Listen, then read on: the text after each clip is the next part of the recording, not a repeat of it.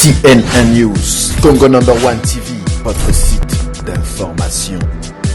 Number one en qualité, number one en actualité, en temps réel.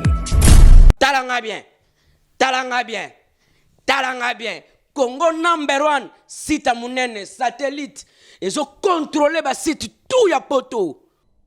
Je pense qu'un pouvoir qui s'exerce dans les mensonges est un pouvoir faible. CNN News, Congo number one TV, votre site d'information.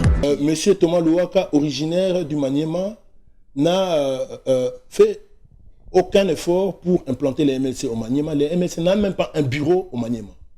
CNN News, Congo number one TV, votre site d'information. À concrétiser, parce que ça pose un problème. Il n'y a pas qu'en France, il y a des Congolais partout. Il n'y aura aucune raison qu'on ne donne qu'aux Congolais de la France la possibilité de pouvoir voter, alors qu'il y en a peut-être en Australie, il y en a au Japon. Il faut organiser tout cela. J'attends de voir la concrétisation de la parole de Mende, dont je me méfie sérieusement.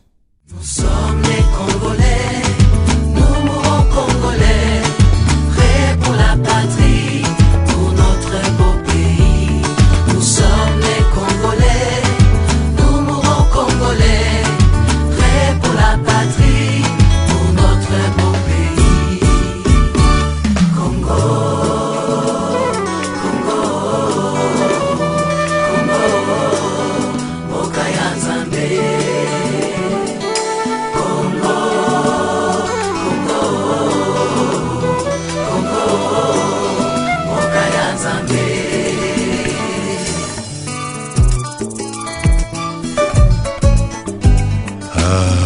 Congo number one. CNN News, Congo number one TV, votre site d'information. Bonjour à tous et bienvenue sur CNN News, Congo number one. Cette émission vous sera présentée par moi, MJ Mimosa et Adi Londolé. Nous allons recevoir pour vous Monsieur Fidel Babala. Nous allons parler de la situation de sa détention au sein de la CPI. Nous allons parler de l'actualité de son parti, donc le MLC. Tellement des choses à dire. Vous êtes réputé pour votre franc-parler sans langue de bois. Vous avez l'occasion de vous exprimer aujourd'hui face à la diaspora. Bonjour Monsieur Babala. Bonjour Madame Mimosa, bonjour Monsieur Landolé. Je vous remercie d'emblée pour l'invitation que vous m'avez lancée pour participer à cette émission. Pour répondre à votre question, j'aimerais diviser cette première partie de l'émission sur trois points. D'abord, les conditions de mon arrestation. Deuxièmement, la détention et les conditions dans lesquelles j'ai été libéré de manière provisoire. En ce qui concerne l'arrestation, il s'agit d'un mandat d'arrêt international qui a été lancé dans le cadre de la situation qui a prévalu en Centrafrique, donc le dossier de M. Bemba, où il est question de subornation de témoins, de corruption, de présentation de faux documents et de présentation de faux témoins. Avant d'entrer de survoler rapidement cette question, je crois qu'il est utile de dire que ce n'est pas un dossier congolais, c'est un dossier centrafricain. Et on a demandé la collaboration de notre État, conformément au statut de Rome, ce qui est normal, mais ce que j'aimerais dire à ce stade, déjà, l'État a exécuté d'une manière expéditive ce mandat d'arrêt. Je vous donne une illustration. Moi, je suis à Kinshasa, donc à 8000 km plus ou moins de la Hollande. Et dans l'affaire, il y avait 4 suspects qui étaient concernés par cette affaire. Et les 3 autres suspects étaient résidents en Europe. Je suis arrivé les premiers à La Haye. Donc la célérité avec laquelle l'État congolais m'a livré est étonnante. Pour mémoire, M. Kilolo qui habite Bruxelles est arrivé 2 jours après. M. Jean-Jacques Kabongo qui habitait la Hollande est arrivé à peu près 3 semaines après. Et il y a M. Arido qui est un suspect aussi, mais qui habitait Lyon, est arrivé 2 mois après. Ça, c'est un fait. Alors que le même pays, les mêmes autorités judiciaires et politiques, quand il s'est agi d'exécuter le mandat d'arrêt contre Bosco Tangana, et les chefs de l'État, et les procureurs généraux de la République, ont tous déclaré que M. Bosco Tangana, du M23, était important pour la paix. Il ne fallait pas l'exécuter. Je me demande, entre un député qui exerce ses attributions constitutionnelles et une personne qui a pris les armes contre la République, quelle est la personne qui mérite le plus de mansuétude de la part de notre État? Après c'est la justice, c'est eux, c'est leur façon à eux de dire de procéder par rapport à l'ordre d'arrivée. Apparemment, ce qui vous dérange, vous, c'est l'ordre d'arrivée. Vous qui êtes en Afrique, au Congo, vous avez été le plus rapidement arrêté par rapport à ce qui était en Europe. Ce sont leurs décisions, mais tout ce monde ont été quand même arrêtés. L'ordre d'arrivée vous dérange? C'est pas ça mon propos. L'heure d'arrivée importe très peu. Mais c'est la manière de collaboration de l'État congolais. Les autres ne dépendaient pas de l'État congolais. C'est dire que l'État congolais exécute de manière aveugle, je dirais même servile, un certain nombre de ses engagements internationaux.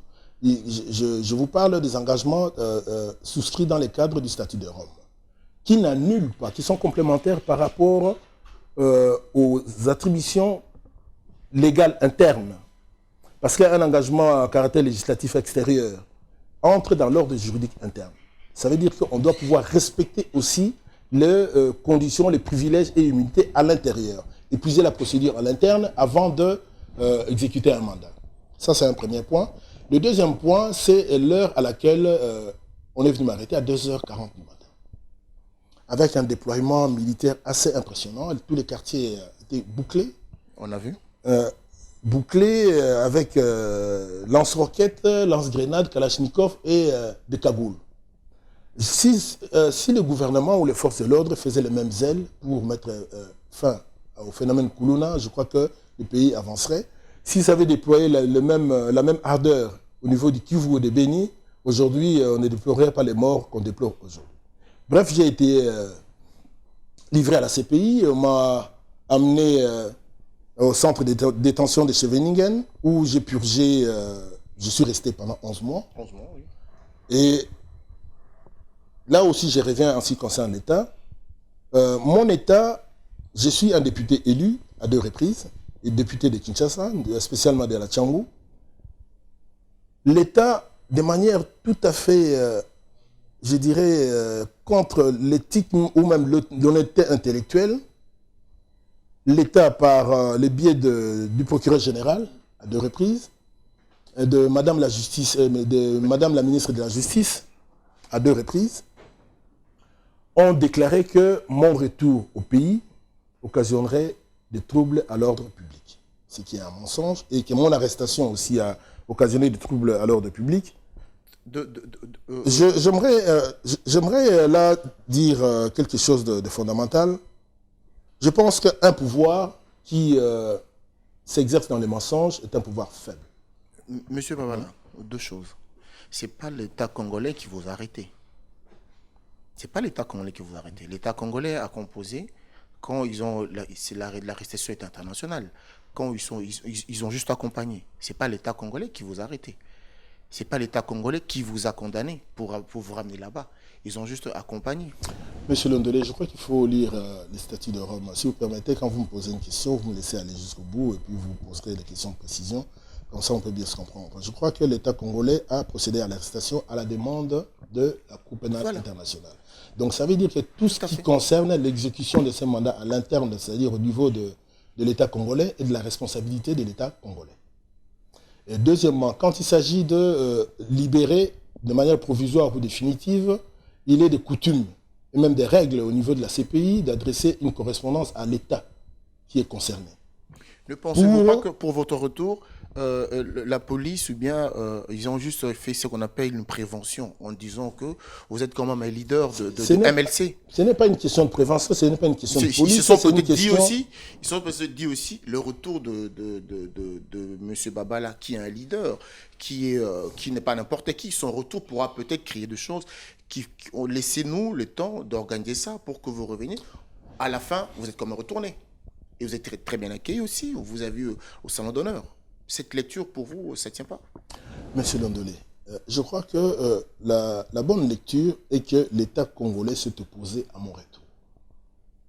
Pour dire qu'il n'était pas indiqué que je rentre au pays après ma libération provisoire. C'était clair, c'est dans le dossier au niveau... Vous pouvez consulter le dossier au niveau du site de la CPI. Clairement dit que je ne devais pas rentrer au pays. Et ça, je trouve ça absolument incroyable. C'est contre la Constitution, contre tous les engagements internationaux souscrits par l'État congolais. Et je ne pense pas que le procureur général de la République ou le ministre de la Justice de la République démocratique du Congo a le droit d'empêcher à un national de pouvoir rentrer au pays. C'est ce qui s'est passé parce que j'ai tenu à rentrer chez moi, à ne pas me retrouver en situation d'exil. Je suis rentré contre la volonté de mon État, ce qui est un scandale.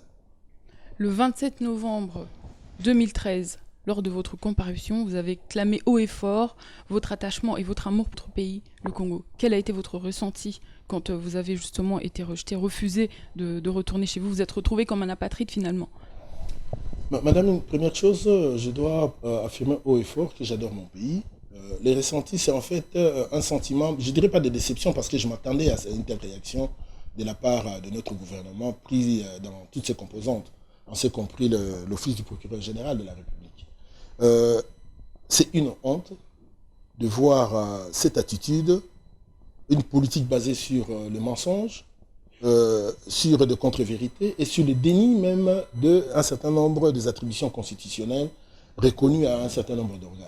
Est-il possible qu'un député élu à 2 reprises, dont l'élection ni l'arrestation n'a occasionné aucun trouble à l'ordre public, puisse à son retour faire l'objet d'une prévention comme d'autres le diraient pour éviter des troubles à l'ordre public?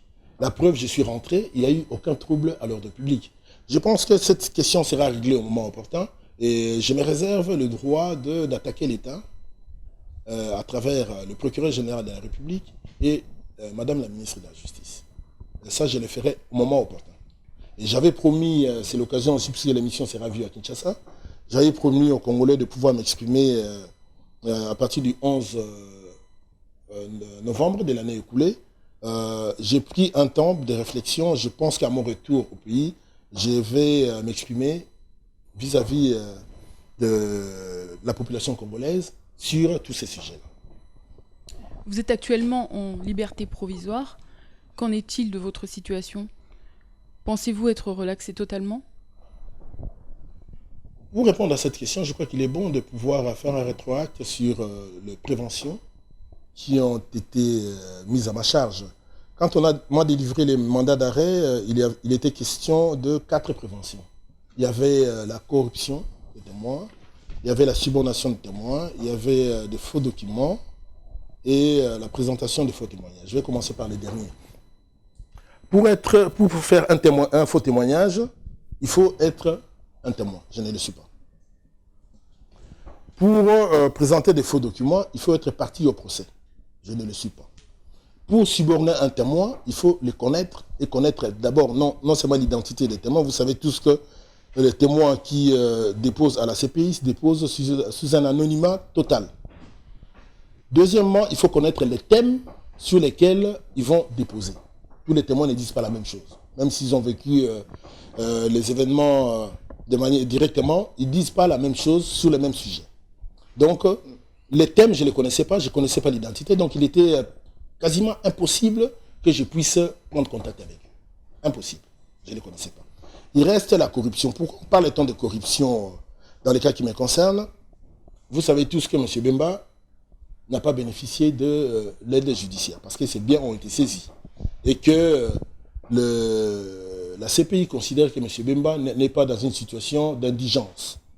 Donc on ne peut pas lui accorder l'aide judiciaire.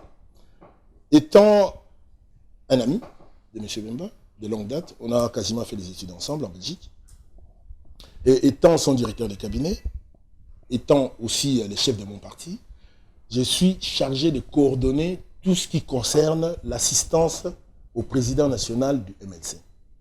Donc je lui ai fait parvenir des fonds pour ses besoins propres et pour la défense par Western Union, c'est-à-dire traçable.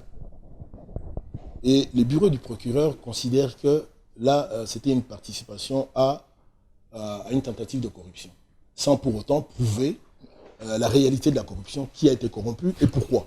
Monsieur Babala, oui, sur le catch of d'accusation, comme par hasard, comme par magie, c'était pas vous. Ils se sont gravement trompés.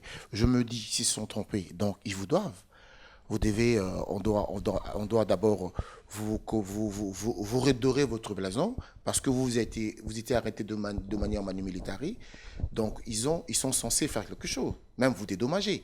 Si tous les chefs d'accusation n'ont pas été réels, n'ont pas été vrais. Monsieur Londolé, je crois que cette question est prématurée. Tout simplement parce que je suis encore en liberté provisoire et que le processus judiciaire n'est pas terminé. Il est prévu dans les règles de la CPI qu'on ne peut faire des réclamations qu'à la fin du procès. Les procès comportent 2 degrés de juridiction, le premier degré et le second degré. 6 mois après la fin du procès, la fin officielle du procès, quelqu'un peut faire des réclamations. En ce qui me concerne, c'est d'abord l'image d'une personne malhonnête que cette arrestation ultra médiatisée a fait de moi. Et deuxièmement, j'ai perdu 11 mois de ma vie. C'est énorme.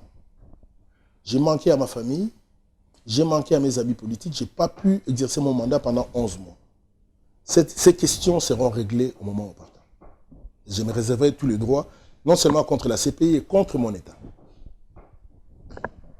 Comment se sont-ils comportés avec vous, justement, au niveau de la CPI, quand vous étiez justement détenu là? Non, pendant la détention s'est déroulée calmement. J'ai retrouvé les compatriotes congolais qui y étaient, tous dans la même situation.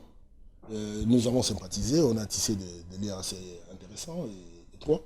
Je pense que c'est une expérience qui, en ce qui me concerne, m'a enrichi, plutôt que... au-delà de l'absence de liberté et de frustration qui est nécessaire que l'on ressent quand on est loin de soi, loin de chez soi et loin des siens, je crois que c'était une expérience enrichissante. J'ai rencontré des personnes que je n'aurais pas pu voir dans d'autres circonstances, notamment le président Babo, Blé Goudé et les autres. J'aimerais juste savoir une chose. C'est vrai que les gens qui nous regardent ils se disent, mais il faut lui poser cette question. Et M. Jean-Pierre Bemba, qu'est-ce qu'il vous a dit de dire à la population? Parce que lui, longtemps peut parler. Est-ce qu'il a envoyé un message? Il vous a dit de dire quelque chose à MLC, aux Congolais et à la diaspora, si vous voulez. Là, on attaque déjà le point Jean-Pierre Bemba. C'est juste que tu étais avec lui. Non, je crois qu'on reviendra sur le sujet. Je crois que pendant la détention, nous avons partagé des moments de loisirs, sport, des moments de discussion. C'est le président de mon parti. Et on a longuement discuté des choses importantes du parti et du pays. Je crois que le message, ce sera à travers les canaux officiels du MLC. D'accord, donc là on va revenir sur le MLC. Donc je cite Olivier Kamitatou, secrétaire général du MLC, vous a quitté pour rejoindre la majorité. Thomas Louaka vous a quitté aussi pour rejoindre la majorité. Pas mal de personnalités du MLC, secrétaire général, qui ont quitté pour rejoindre la majorité. À quand votre tour? Vous attendrez longtemps, madame, pour me voir quitter les MLC. J'aimerais revenir rapidement sur les personnes ou les personnalités que vous avez citées. D'abord, pour poser un principe. Personne n'a appelé ces messieurs pour entrer au MLC. Ils sont venus d'eux-mêmes. Donc, le départ aussi est volontaire. C'est un corps social qui prend son envol et à un moment donné atteint l'âge de la maturité et il y a des modifications au cours de l'évolution d'un corps social. M. Olivier Kamitatou était secrétaire général du MLC. À un moment donné, il est parti rejoindre le pouvoir, la majorité. M. François Mamba, secrétaire général du MLC, parti rejoindre la majorité. M. Thomas Louaka, secrétaire général du MLC, parti rejoindre la majorité. On va revenir sur le sujet. J'ai parlé de Mamba déjà. Tous ont fait la guerre, ont été en rébellion contre le pouvoir kabyliste. Ça donne une certaine image du niveau de culture politique dans notre pays. Vous vous êtes battu, ça suppose qu'il y avait des raisons impérieuses qui vous ont poussé à faire la lutte. Est-ce que ces raisons ont disparu depuis pour que aujourd'hui vous embrassiez votre ennemi d'hier sur la bouche? Il y a quelque chose il faudra poser à ces messieurs. Je crois que je ne suis pas leur porte-parole. Mais j'aimerais juste revenir sur le dernier cas en date. Je crois que vous avez des questions là-dessus, à moins que je fasse de l'anticipation. Je veux juste précisons. Est-ce qu'ils ne sont plus dans MLC? Ils sont partis? Ils ne sont plus avec vous? Ou bien il y a plusieurs MLC maintenant? Parce qu'après, nous sommes un peu perdus. Parlez de M. Kamita, tout qui a son parti, M. Non, Mwamba a non, son je parti. je parle de Thomas Louaka, je parle de... ceux qui sont partis, ceux qui viennent d'adhérer au gouvernement, là. Ils sont dans MLC, mais ils ne sont plus dans MLC. Une précision. Si vous me donnez 2 minutes, je vais vous expliquer sur base des dispositions non seulement de la loi et des statuts du MLC, quelle est la situation réelle. Je ne pense même pas que ça mérite un débat. Mais bon, pour le besoin d'information, pour les besoins d'information, je dois quand même donner un certain nombre d'indications. Vous prenez la loi sur les statuts de l'opposition, article 4, qui stipule qu'un opposant qui entre dans un gouvernement de la majorité perd son statut d'opposant. Clair. Les statuts du MLC disent que les règlements intérieurs spécifiques du MLC disent qu'un cadre du MLC qui entre dans un gouvernement sans l'accord préalable de son parti se met en situation de démission d'office du MLC. C'est dans les statuts. Qu'aujourd'hui, M. Thomas Louaka puisse continuer à affirmer haut et fort qu'il est du MLC, personne ne peut l'empêcher de le faire, de le dire. Mais il est dans une mécanique de mensonges. Parce que, de mensonges, je m'exprime. Quand on est secrétaire général du MLC, on est mandataire du MLC. Pour gérer des questions de gestion quotidienne au niveau du pays. Alors, mais est-ce que, M. Babala, est-ce qu'on peut voir un responsable MLC dire officiellement que voilà, monsieur, ils sont 3 ou 4 comme ça, dire que ce monsieur-là, monsieur Thomas Louaka, n'est plus la MLC. Est-ce qu'il y a quelqu'un qui peut faire ces discours-là officiellement? Mais je l'ai fait. Ok. Je l'ai fait auprès de votre collègue. Et les collégiens, c'est qui? Et les collégiens, c'est qui? Comment? Les 12 collégiens qui ont dit que Thomas Louaka, il est toujours MLC. Monsieur Londolé, vous êtes un journaliste, je crois que la moindre des choses, c'est de vous informer pleinement. Et vous posez vos questions. Le collégien, c'est qui de MLC? Ce n'est pas les collégiens. C'est qui? C'est les membres du collège des fondateurs. Voilà, ces gens-là. Il n'y en a pas 12, et il y en a 23 aujourd'hui. Ah, il y en a 23 aujourd'hui. Premier élément. Deuxième élément, une réunion du MLC s'est faite au siège du MLC. Vous ne voyez pas le Parti Socialiste faire sa réunion, le Parti Socialiste Français ou l'UMP, faire sa réunion chez Sarkozy. Mais ou quand chez... les 12 membres disent qu'ils sont toujours dans MLC, faisons ceci, posez vos questions, comme ça vous me permettez de répondre. Ça nous permet de savoir. Quand les 12 membres là partent pour dire que non, nous soutenons Thomas Louaka et tous ces gens qui sont partis. Quand ils parlent comme ça, sur base de quoi? Donc il y a quand même, on va dire que vous êtes divisés. Vous avez terminé? Vous me permettrez de répondre sans Je vous écoute. Voilà. D'abord, quand vous êtes un mandataire, vous devez rendre compte. 2. Quand vous êtes opposé idéologiquement à un parti politique, quel qu'il soit, si vous voulez faire une action commune, il faut un accord de gouvernement. Avez-vous vu l'accord de gouvernement? Non. Troisièmement, une question aussi importante que la participation d'un parti politique à un gouvernement doit faire l'objet d'un débat interne. Pour que les collèges des fondateurs, tous les cadres donnent leur avis, oui ou non on participe. Et pourquoi? Pour faire quoi? Tous ces 3 éléments n'ont pas été réunis. Thomas Louaka n'a pas été mandaté par les collèges des fondateurs à pouvoir, ni par les présidents du parti, à pouvoir négocier des postes. Il s'agit ici d'un débauchage. Ils sont partis au gouvernement, c'est leur droit, on leur souhaite bon vent, mais ils ne sont plus du MLC, compte tenu des dispositions et de la loi sur le statut politique, le parti d'opposition, les statuts d'opposition et les règlements intérieurs. Mais continuer aujourd'hui à affirmer haut et fort, j'ai suivi il y a quelques jours qu'il y avait une réception de vœux, une cérémonie de vœux chez Thomas Louaka où il y avait des communaux. Mais c'est entrer dans une mécanique de mensonges. S'il est du MLC, qu'il aille occuper le bureau du MLC officiel, Madame Bazaïba a été désignée en remplacement de Thomas Louaka de manière claire par le président du parti et adoubée par le collège des fondateurs. Madame Bazaïba a l'effectivité du pouvoir. Tout ce que M. Thomas Louaka est en train de faire, c'est s'enferrer dans une mécanique de mensonge. Il ne peut pas faire autrement, puisqu'il a vendu l'idée que, auprès de ses partenaires de la majorité, puisqu'il est dans la majorité maintenant, qu'il est parti avec l'assentiment du président du MLC. Ce qui est fou. Mais aujourd'hui, vous stigmatisez Thomas Louaka et compagnie. Pourtant, vous avez vous-même deux ministres principaux de l'Équateur et de province orientale qui sont membres du MLC. Pourquoi cela ne pose pas de problème justement que ces deux-là... Non, madame. La question a été claire. Le MLC ne fait pas partie du gouvernement provincial de l'Équateur. Les personnes qui sont ministres, comme vous le dites, et aussi bien à la province orientale, ont eu 2 dossiers disciplinaires pendant mon absence. Donc je ne peux pas vous donner de manière précise quelle est la situation, mais le MLC est clair, il n'y a aucune compromission avec le pouvoir en place. Aucune. Nous attendons fermement l'occasion pour faire l'alternance. Et pour clôturer ces dossiers-là, je ne crois pas que je vais perdre mon temps à parler de M. Thomas Louaka, qui n'apporte aucune plus-value. Qui n'a apporté aucune plus-value au MLC. Il n'a jamais été élu.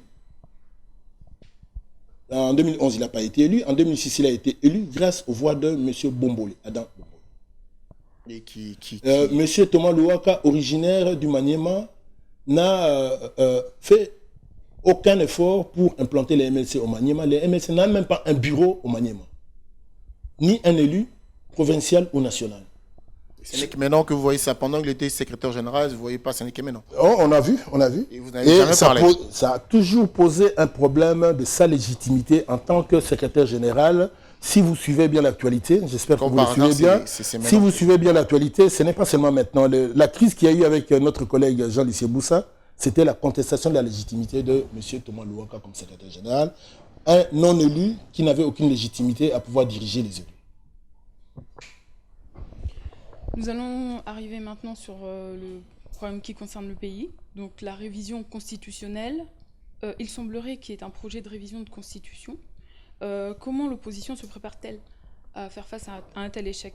Pour juste rebondir sur cette question, pour revenir rapidement sur le gouvernement qui est mis en place, qui est appelé le gouvernement de cohésion nationale, mais que les kilos ont tendance à appeler le gouvernement de comédie nationale, est caractérisé par un certain nombre de tares congénitales.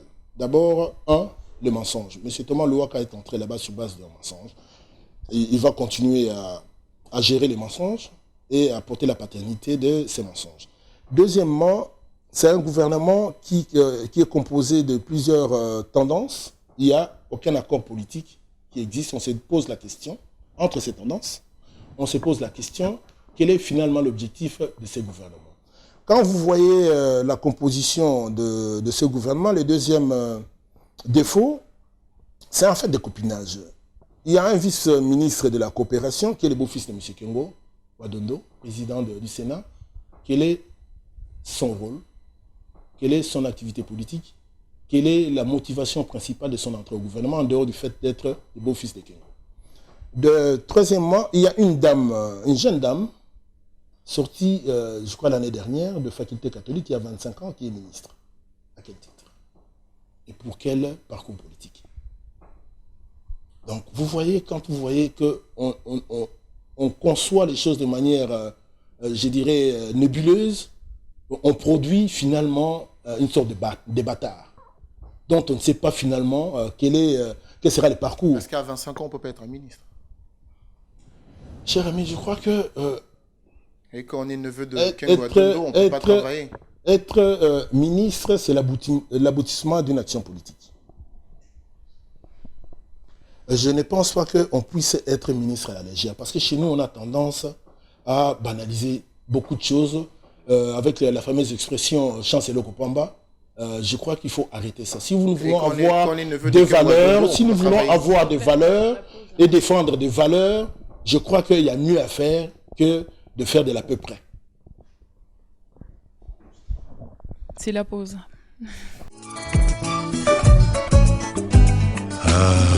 Congo number 1. Bolingo na biso bana ya Congo ezali ya makila.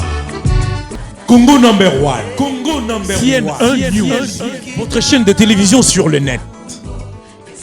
Congo number 1. L'actualité, l'information en temps réel. On propose ces services. Location des salles pour vos événements, anniversaires, mariages, tournage et montage de vos événements indélébiles, clips, concerts, émissions et j'en passe. Location des salles pour vos événements. Un seul contact. Composez rapidement les 01 72 59 22 75 ou bien les 07 51 30 51 41. Location de plateaux de télévision. Congo number 1. Télévision Nabiso. Congo number 1. Pona basango ya mboka Nabiso. Congo number 1. CNN News. Oui, donc nous en revenons au pays. Donc parler de la révision constitutionnelle. Pourquoi est-ce que le MLC ne s'est pas montré ferme et dire non dès le départ sur cette révision constitutionnelle? Madame, je crois que le MLC à plusieurs reprises s'est exprimé, tant au niveau du groupe parlementaire MLC à l'Assemblée nationale et au Sénat, sur son refus de voir la Constitution être modifiée à nouveau. Je rappelle que cette Constitution date de 2006, n'a pas encore pu être déployée correctement. Comment est-ce qu'on aura l'expérience d'une Constitution appliquée correctement si on ne laisse pas le pays pouvoir vivre pendant X temps sous le régime de la Constitution de 2006? Par comparaison, la Constitution des États-Unis, qui date de 1700... de deux siècles plus ou moins, n'a été modifié qu'une trentaine de fois, en 2 siècles. Nous, en quasiment 8 ans, il y a eu 2 ou 3 modifications. Et en ce qui concerne le cycle électoral, on n'a pas encore apuré un cycle entier. Vous allez modifier pour le besoin d'une seule personne, M. Kabila? Ça n'a pas de sens. Mais la Constitution elle-même dit qu'on peut la changer. La Constitution elle-même, elle dit qu'on peut la changer, M. Babala. Sauf... Non, la Constitution dit qu'on peut la changer. Sauf les dispositions allant des articles 220 qui concernent la possibilité pour un président de faire 2 mandats et pas plus. Article verrouillé. Verrouillé.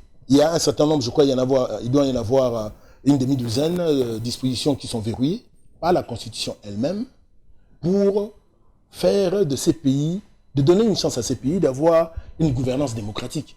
Qu'est-ce que M. Kabila ferait de plus en 2 ans, 3 ans ou 5 ans qu'il n'a pas pu faire en 10 ans? Parce que je vous rappelle qu'il est là depuis 2001. Qu'est-ce qu'il ne peut pas faire de plus? Qu'est-ce qu'il peut faire de plus qu'il n'a pas pu faire pendant 11 ans ou 13 ans? On ne sait jamais. Ça n'a pas de sens. Le Congo a besoin des institutions fortes et pas des hommes qui se disent forts. On sait tous comment finissent les présidents africains. Soit en exil, soit mort. Est-ce que nous voulons ça pour notre pays? Monsieur Mobutu a fait du débauchage une arme politique. On sait comment ça s'est terminé. Est-ce qu'on veut entrer dans le même circuit, dans le même schéma que M. Mobutu? Monsieur Babala, quand est-ce qu'on est dans les affaires et quand est-ce qu'on n'est pas dans les affaires? Surtout quand on est opposant. Quand on est député, on n'est pas dans les affaires. C'est quand on est ministre qu'on est dans les affaires. Quand on va dire ces gens qui ont géré le pays, on ne parle pas des députés, on parle que de ministres.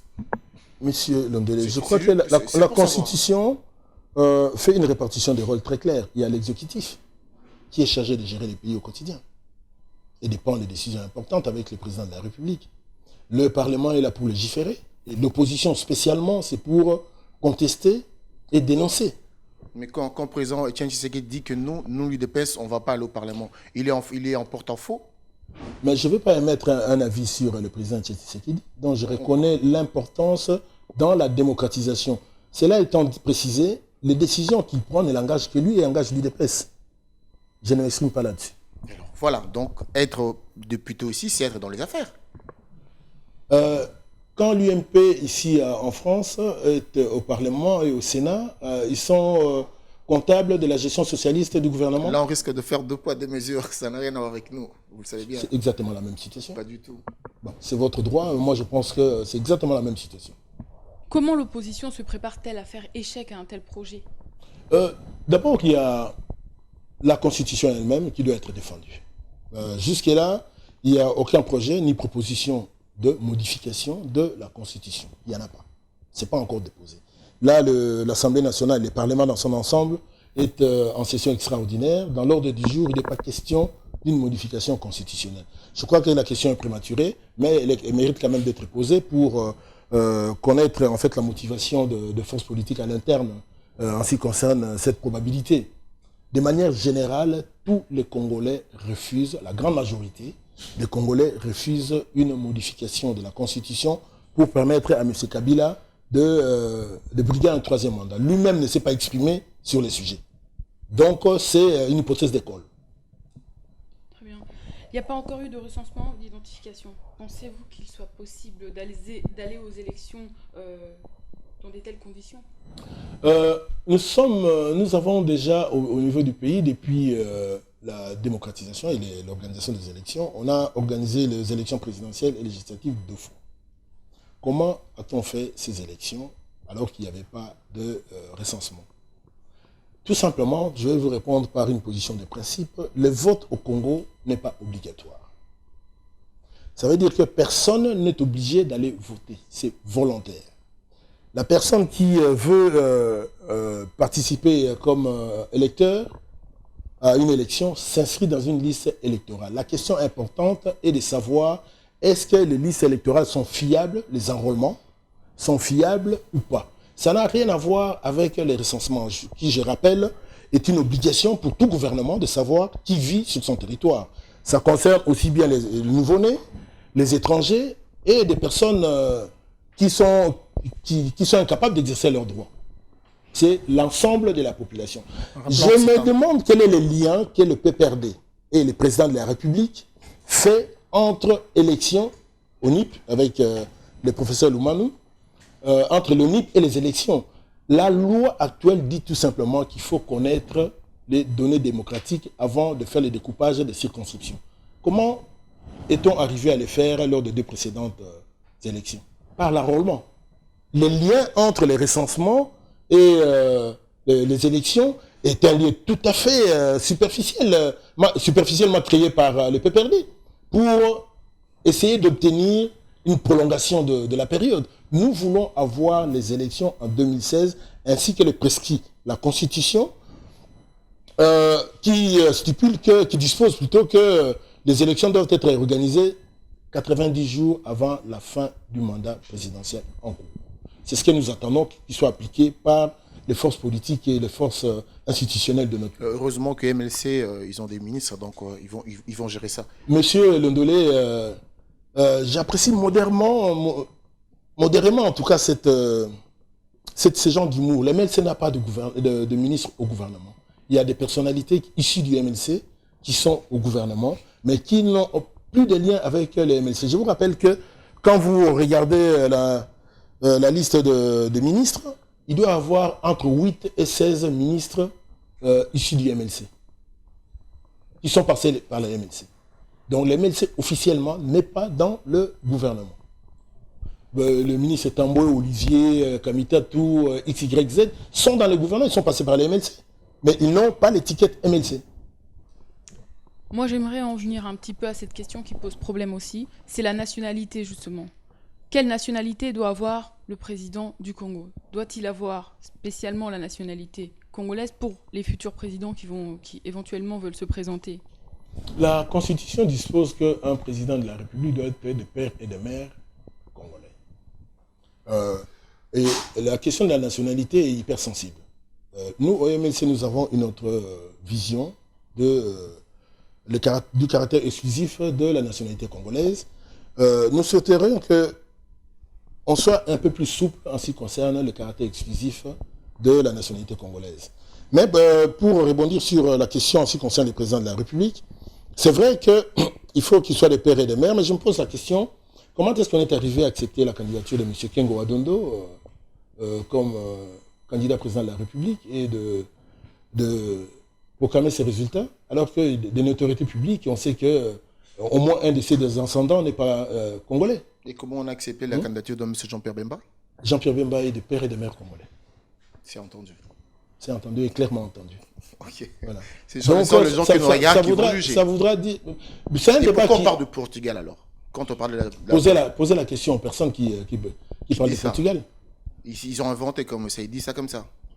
Posez-leur la question, je ne suis pas la caisse de résonance de ces messieurs qui propagent des rumeurs.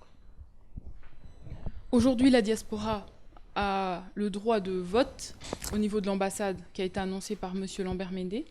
J'aimerais avoir votre avis sur la lutte des combattants justement à ce sujet-là. Je crois que, juste pour revenir sur la question de la double nationalité, nous avons eu un débat interne au niveau du MLC de faire en sorte qu'on puisse alléger les caractères exclusifs de la nationalité congolaise. Je m'explique. Nous avons tous des parents, pour des raisons diverses, qui sont à l'étranger, qui vivent à l'étranger, et qui, par la force des choses, ont acquis la nationalité, une nationalité autre que congolaise. Il est absolument choquant de voir un membre de la famille qui revient au Congo avec un visa. Ça n'a pas de sens.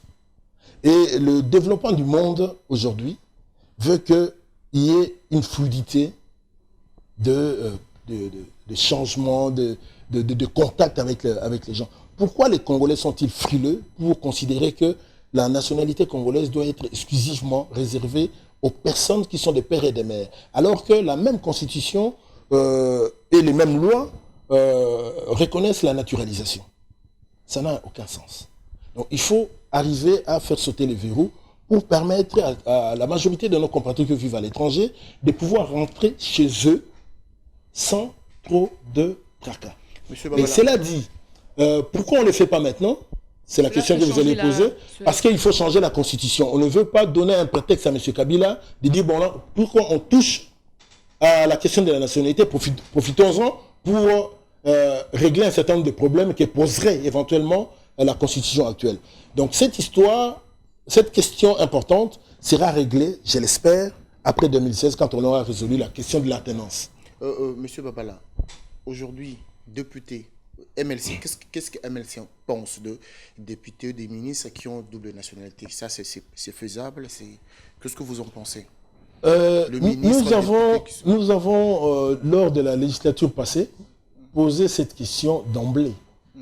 Lors de la législature passée, je crois qu'il y avait une liste établie de 67 députés qui avaient une double nationalité. Il y a eu un débat, il y a eu des ministres, et pas des moindres, notamment il y avait un ministre de la Défense qui avait la nationalité belge. Cela supposait que quand il y avait... Aujourd'hui, nous avons des ministres qui ont double nationalité. Donnez-moi leur nom. Moi, je ne me contente pas de suppositions, des a priori. Si vous avez des informations précises, mettez-les sur la table, nous allons en parler.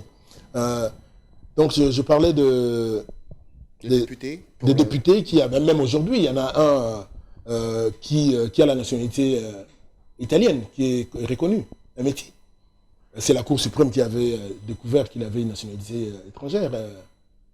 Ce qui est une cause d'inéligibilité. Mais il a été validé. Donc, ça veut dire que le Congo, même dans sa composante judiciaire, prend beaucoup de liberté par rapport aux lois, à la Constitution, aux lois de la République. Donc c'est un débat qui mérite d'être mené calmement, sans passion, et c'est lié à la question de la double nationalité. Est-ce qu'aujourd'hui, nous savons que l'UDPS s'est présenté aux élections présidentielles, l'élection passée, MLC, quand Adam Bombolé s'est prononcé, il a eu des coups de partout. En 2016, on part du principe qu'on va faire de la politique un peu fictive. On dit Kabila ne va pas se représenter. MLC, Jean-Pierre Bemba, il est là où il est. Est-ce que MLC pourra nous proposer un candidat? À l'évidence, oui. Puisque quel est le but de tout parti politique? C'est de se battre pour conquérir. Moi, j'aimerais, si vous me le permettez, justement, que cette question soit répondue à la fin. Revenir sur ma question, justement, sur la lutte des combattants. J'aimerais que vous... J'y suis en train de subir la dictature des journalistes, allons-y. Excusez-moi.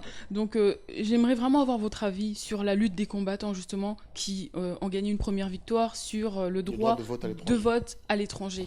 C'est une excellente chose. Je crois que les combattants se sont exprimés de la manière dont on sait depuis longtemps. Il faut maintenant qu'ils accompagnent leur lutte par un message politique clair. Cette première victoire est importante. Encore faut-il, quand vous fiez aux paroles de M. Mende, je ne sais pas si ça traduit une réalité. Voyons voir comment cela sera concrétisé. Parce que ça pose un problème. Il n'y a pas qu'en France. Il y a des Congolais partout. Il n'y aura aucune raison qu'on ne donne qu'aux Congolais de la France la possibilité de pouvoir voter alors qu'il y en a peut-être en Australie. Il y en a au Japon. Il faut organiser tout cela. J'attends de voir la concrétisation de la parole de Mende, dont je me méfie sérieusement. Mais je pense qu'il a proposé à ce que les gens aillent voter aux ambassades, non? Donc partout, il y a les ambassades. Monsieur Londolé, je crois qu'il y a une logistique qui doit précéder ce genre de discours. Vous allez voter à l'ambassade, il faut d'abord identifier tous les Congolais. Connaît-on le nombre de Congolais qu'il y a en France? Il y a un début à tout. Moi, je me dis qu'il y a un début à tout, il faut commencer quelque part. Vous avez vu le début du commencement? Sa déclaration déjà. Ça n'engage que les gens qui y croient. Et donc moi, pour terminer, j'aimerais justement connaître la situation actuelle de M. Jean-Pierre Bemba, qui est encore en détention. Avant d'aller à la situation de M. Jean-Pierre Bemba, j'aimerais lancer un vibrant hommage au gouverneur Moïse Katumbi, qui a pris une option courageuse de dire publiquement ce que tous les cadres du PPRD pensent en sourdine. C'est-à-dire pas de troisième mandat pour Joseph Kabila. Et pas de prolongation de la période constitutionnelle. On doit pouvoir nous-mêmes donner du respect, de la consistance à notre propre constitution. A-t-il déclaré une guerre justement, M. Katumbi, lors du déplacement du chef de l'État au Katanga et qu'on n'a pas vu le gouverneur A-t-il déclaré une guerre? Compte-t-il se présenter aux élections? Madame, est-ce qu'un gouverneur a pour mission d'aller accueillir le chef de l'État même s'il va dans sa ferme? Si c'est une visite officielle, oui, il a l'obligation de le faire. Mais si il va se promener au Katanga, pourquoi voulez-vous que un gouverneur puisse faire le pot de fleurs pour le président de la République? Ça, c'était officiel. Il est venu, il est parti au Katanga, voir les notables, le chef coutumier et tout. C'était officiel. C'était un caractère officiel, vous êtes sûr? Oui. Ah bon. Parce qu'après, on comprend plus ce qui est officiel, qu'est-ce qui n'est pas officiel. Moi, je pense que c'était officiel. C'est votre point de vue? Il était peut-être en villégiature pour aller voir sa ferme? Avec tous les membres qui étaient, tous les cadres qui étaient là. Le chef de l'État ne se déplace jamais seul. Il ne s'est pas déplacé seul d'ailleurs. Ce n'est pas mon propos de tout chacun qui se déplace seul ou pas seul, ce n'est pas mon propos. Alors si vous voulez bien maintenant connaître un petit peu les conditions justement sur l'arrestation de M. Jean-Pierre Bemba, et sera-t-il relaxé? Je crois que d'une manière générale, cette question, il faut l'analyser sans passion. Ab initio, quel était le terme du mandat d'arrêt qu'on a délivré pour arrêter M. Bemba? C'était complot avec Ange Félix Patassé pour le maintenir au pouvoir, au besoin, en écrasant le peuple centrafricain, de la manière dont le procureur l'a illustré dans son mandat d'arrêt. Au niveau de la phase préliminaire, après examen, puisqu'il ne suffit pas tout simplement de déclarer qu'on doit faire les élections, faire voter les Français de l'étranger, mais il faut le réaliser, il faut apporter des preuves, des actes. Le procureur n'a pas pu prouver qu'il y avait un complot. Résultat, au niveau de la phase préliminaire, de la chambre préliminaire, le mandat d'arrêt a été modifié, requalifié. M. Bemba était considéré, d'après le mandat d'arrêt, la nouvelle qualification, comme étant le supérieur hiérarchique du contingent MLC déployé en Centrafrique. Là, dans ce cas-là aussi, il faut apporter des preuves. Aucune preuve n'a été apportée, puisque M. Bemba ne pouvait pas être le supérieur hiérarchique du contingent déployé en Centrafrique. Pour la petite histoire, il y avait un gouvernement légal, légitime, légal.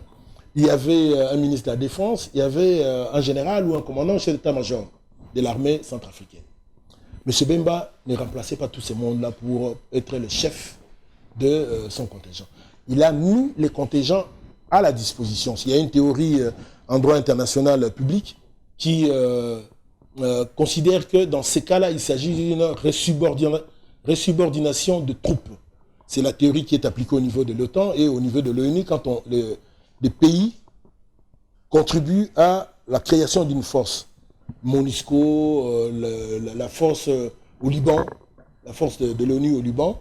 Ça voudrait dire quoi? Que l'autorité de ces troupes est mise à la disposition d'une organisation. Ce n'est plus les États qui les ont gracieusement prêtés à l'organisation internationale qui sont responsables des actions éventuelles ou des actes éventuels délictuels ou criminels que le contingent causerait dans le feu de l'action.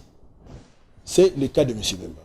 Je vous rappelle qu'en Centrafrique, à l'époque des faits, il n'y avait pas moins de 6 armées. Aujourd'hui, peut-on dire de manière raisonnable qu'il n'y avait que le troupes du MLC qui étaient susceptibles d'avoir des balles qui pouvaient tuer, ou bien les autres avaient des balles à blanc. Donc c'est une question importante qui mérite d'être réglée de manière scientifique. On n'a pas pu prouver que Bemba a été... vous avez suivi les audiences de manière beaucoup plus confortable que moi qui suis à Kinshasa. Donc vous n'avez pas vu une preuve, soit documentaire, soit testimoniale, disant qu'effectivement M. Bemba commandait. Il n'y a pas eu de preuve. Donc logiquement, si on doit pouvoir se fonder sur des éléments de droit, uniquement des éléments de droit, M. Bemba devrait être acquitté, logiquement. Et les audiences sont terminées. Les audiences aussi bien des témoins de la défense que de l'accusation sont terminées. Les juges ont pris le dossier, comme on dit ici, en délibéré. Et d'après les statuts, je crois qu'ils ont 90 jours pour pouvoir rendre un jugement. Et nous espérons qu'il sera conforme au droit. Parce qu'il n'y a que des juges de la CPI qui peuvent sauver l'image de la CPI. Parce que le bureau du procureur a des comportements totalement douteux. Et de manière tout à fait publique, je pense qu'un audit de l'ONU sur les agissements et la gestion du bureau du procureur va révéler beaucoup de choses qui ne sont pas normales, qui ne sont pas dans l'ordre éthique. Merci beaucoup, M. Babala, d'avoir répondu à nos questions, répondu à la diaspora ainsi que toutes les personnes qui vont suivre cette émission. Je tiens aussi à remercier les personnes qui ont rendu cette émission possible, notamment Maître Paul Djunga. Et merci Adi. L'assistance, évidemment. Merci beaucoup, Mimosa. Merci à Honorable. Moi, j'aime bien dire Honorable. Honorable Babala, et aussi à le chef de rédaction qui était notre confrère Blaise Kompampi, à qui nous disons merci beaucoup. À l'équipe technique de Congo Number One, CNN News. Je pense à notre caméraman John Kalinda, le réalisateur, à Bébali Pordo, dans Judith Londolé. On te dit bonjour. Et je dis bonjour aussi à Papy Leroy, carte illimitée Formule Asuka. Merci beaucoup de nous avoir suivis. Mais je vous remercie aussi. Bien que grippé, j'ai tenu quand même à honorer votre invitation. Merci beaucoup. Nous sommes les